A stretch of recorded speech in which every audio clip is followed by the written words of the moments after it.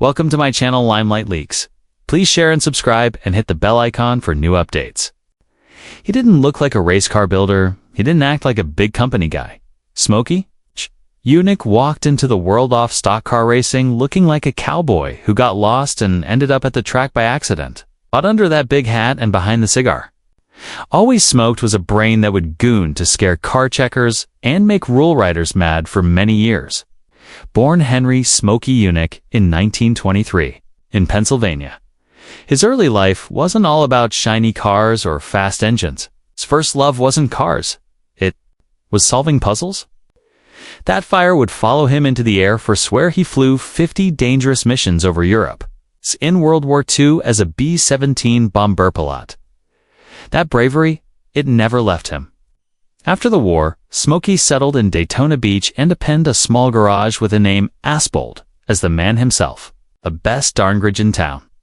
It wasn't just bragging, it was a warning.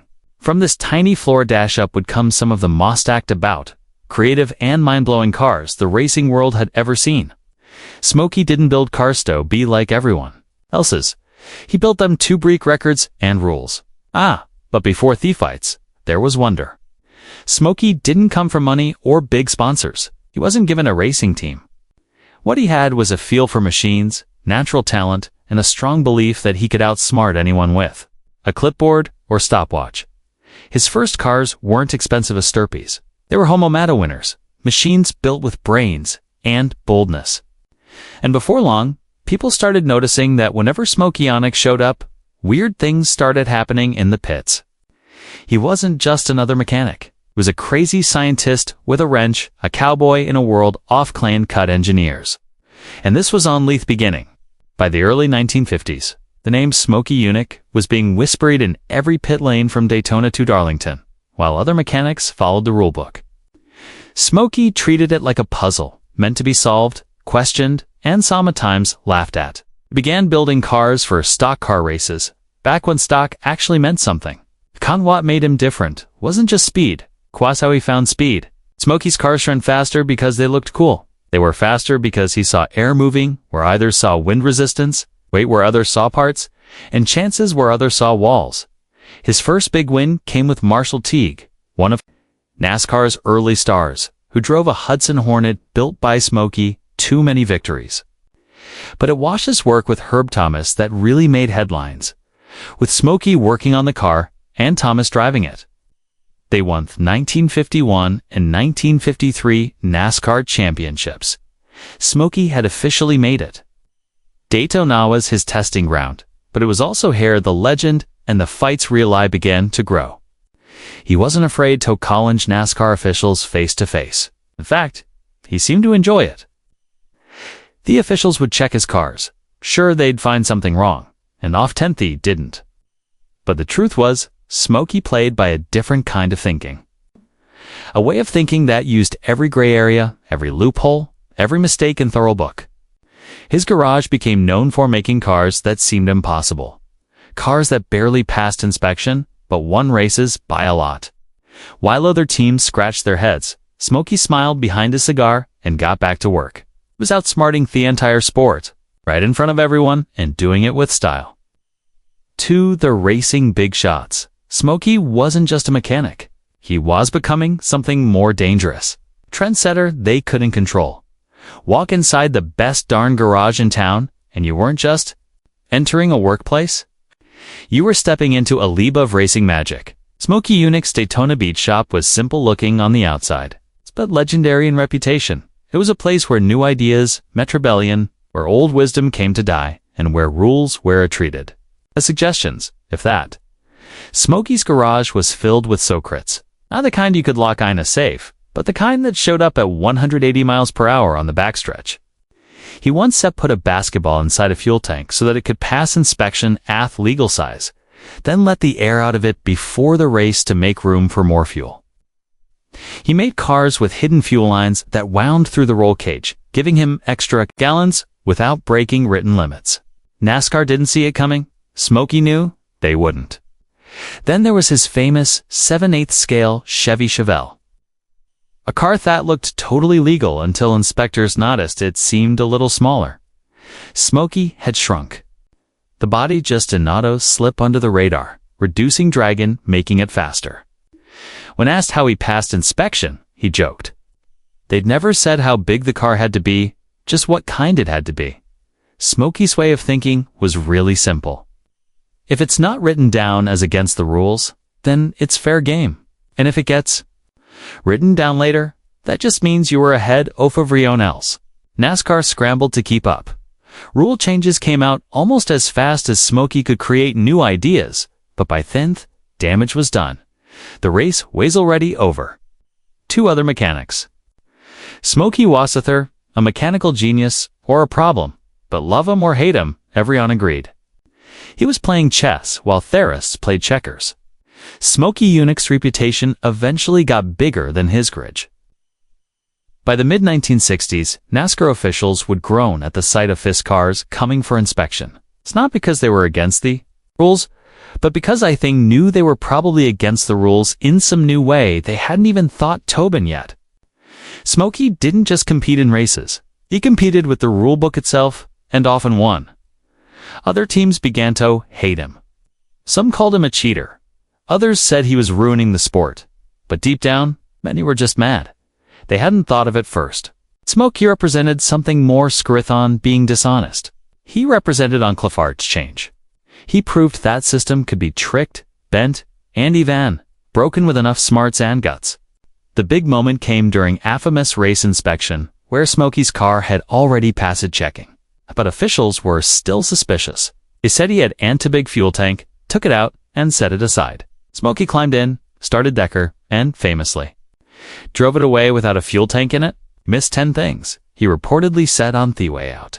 From that day on, NASCAR rulebooks began including pictures and detailed technical descriptions. Many inspired by Smokey's tricks. What was once a loose set of guidelines became a fortress of tiny details designated specifically to stop one man from breaking. The sport? Smokey never said sorry. He believed that racing was about outsmarting your competition, not just being faster than them. If NASCAR had taught him the rules to stop him, then he had already won.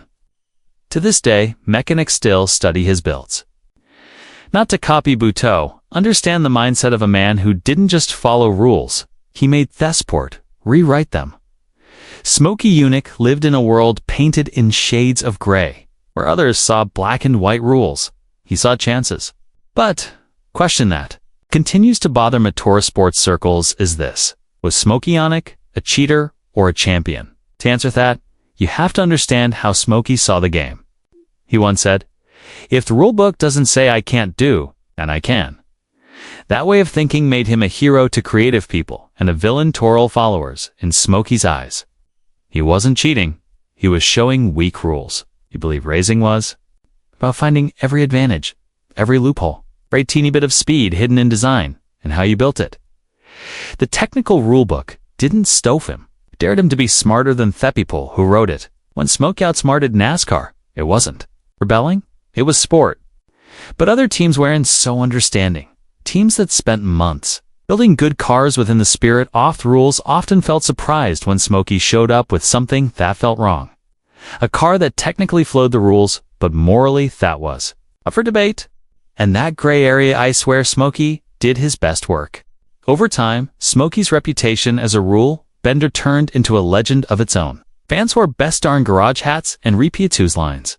NASCAR, for all its frustrations, couldn't deny his genius, and even those who criticized him often admitted, privately, that they'd copy his tricks if they could just figure them out. What made Smokey so hard to label-wise that his cars worked? Did I just pass inspections? They won.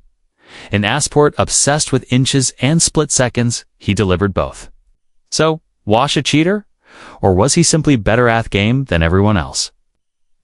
That debate still fuels arguments in garages across country. That's why Smokey Yunick remains one of the most talked about legends in racing history. Some cars are fast, some are legendary. Smokey Yunick cars were both, and then some. They weren't just vehicles, they were weapons. Tools built with such cleverness that even years later engineers should trouble understanding how he pulled them off. His most famous builds weren't just rule benders. They were engineering puzzles on wheels. Take the famous 7/8 scale 1966 Chevy Chevelle. Smokey literally built a Chevelle that was slightly smaller than the rules said. It wasn't easy to notice at first. Look, but on the track, it cut wind like a knife. Less drag meant more speed. He cut off weight, made the airflow better, still somehow made it pass visual inspection. NASCAR eventually figured it out, but not before it made headlines. Or his fuel line trick. Smokey ran 11 feet of extra fuel line, enough to store more fuel and gain an edge in long races. That single trick got around fuel tank size rules without actually breaking them because the line wasn't counted as part of the tank. It took NASCAR years to fix that loophole, okay? And by then, Smokey had moved into the next idea. Even his Indy 500 entries turned heads. His sidecar style design in the early 60s was so wild it got banned before it ever hit qualifying. Smokey claimed it was within the rules, but Indy officials didn't want to find out the hard way. These weren't accidents. They were planet engineering hacks designed to walk their razor's edge between legal and legendary, while other builders street. To keep up Smokey's mind ways already miles ahead, solving the next problem, planning the next surprise attack, a normal thinking. His cars became myths. Some claimed they were unbeatable. Others say they were unfair.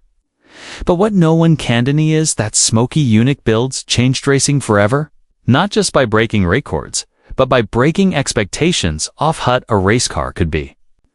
For all theophytes and criticism, there was one group that always stood behind Smokey Yunick, the drivers. Why? Because Smokey gave them something no one else could. A machine that made them feel unbeatable. If you were behind the wheel of Ionic-built car, you weren't just racing, you were hunting. Top drivers like Fireball, Roberts, Herb Thomas, and Mario Andretti trusted Smokey not just with their careers, but with their lives. And in a time when cars were far from safe, that trust meant everything. Smokey didn't just chase speed, he chased safety improvements long before the sport was ready to listen. Stronger roll bars, better fuel tank placement, better seating positions. Smokey was thinking about these things while NASCAR still looked the other way. His drivers said that his cars handled better, ran cleaner, and fought harder on the track. They weren't always the prettiest, but they were the smartest. When you're flying inches from death at 180 miles per hour, you want a genius on your side.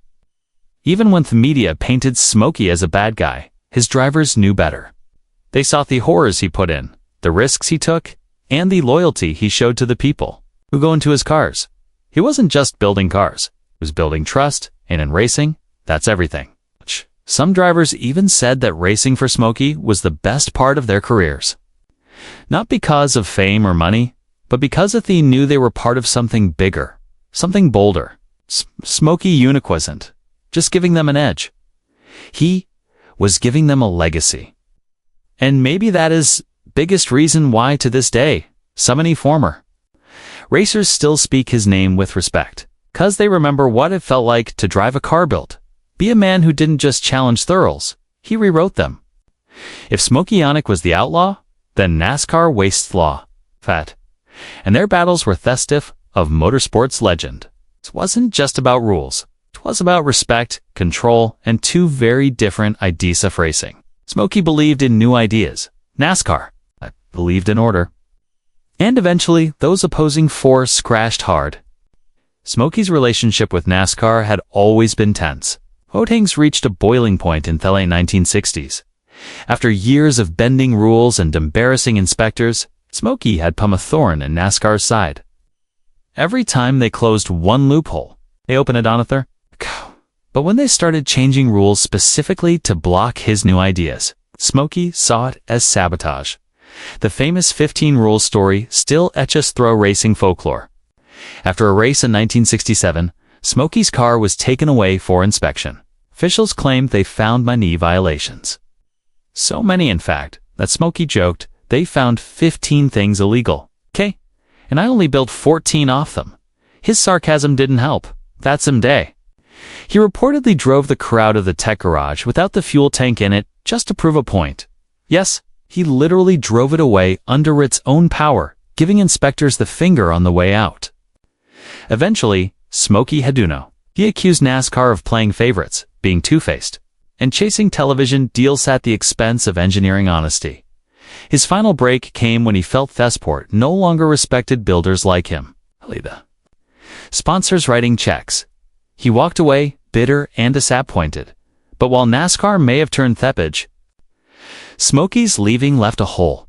The sport lost one of its sharpest minds. Its rulebook got thicker. Smokey didn't just rebel. He forced NASCAR to grow up. Even though they rarely mention him in official history, every technical rule bears his fingerprints. It was a war Smokey never truly lost because he rewrote the battlefield on his way out. Smokey Yunick's garage was legendary, but it was only part of the story. When he left an ACR behind, he didn't retire. Quanch direction. Quanch Smokey wasn't just a mechanic. He was a restless thinker, a wild inventor, and a man who couldn't sit still if there was a problem left unsolved. Back home in Daytona Beach, he poured himself into experimental projects. Aesop, the best darn garage in town, wasn't just a catchy name. It was a living lab. Smokey worked on high-efficiency engines, early hybrid concepts, and even explored vapor carburetors long before the industry cared about fuel economy. He believed in pushing boundaries, whether it was on the track or in the science of combustion. Smokey also had a pen as sharp as his wrench. His autobiography, Smokey Yunick Power Secrets, pulled Nate punches, part workshop manual, part confession. It laid bare his way of thinking on racing, business, and life. He spoke about the politics of a NASCAR, the greed he saw infect Thesport, and the science the public never understood. It was blunt, unfiltered, smoky to the core. He even considered a rune for political office and wrote opinionated columns on everything from education to ethics. To Smokey, the world wasn't run by the smartest. It was run by those willing to exploit. Theodemist rules? That belief fueled both his inventions and his frustration. And through it all, he kept fixing things. Race engines, classic cars, broken systems. Smokey's hands never stopped moving, and his mind never slowed down. In a world that demanded every end be the same, Smokey Yunick insisted on contribution. He wasn't building just for speedomore. He was building for meaning today. Smokey Yunick's name is Mortana. Footnote, it's a test. Mention him in a garage, and you'll instantly learn what someone values. Do they crave pure competition, or do they admire bold creativity? Because Smokey didn't just challenge the racing world. He dared it to be smarter. His legacy isn't trophies, it's change.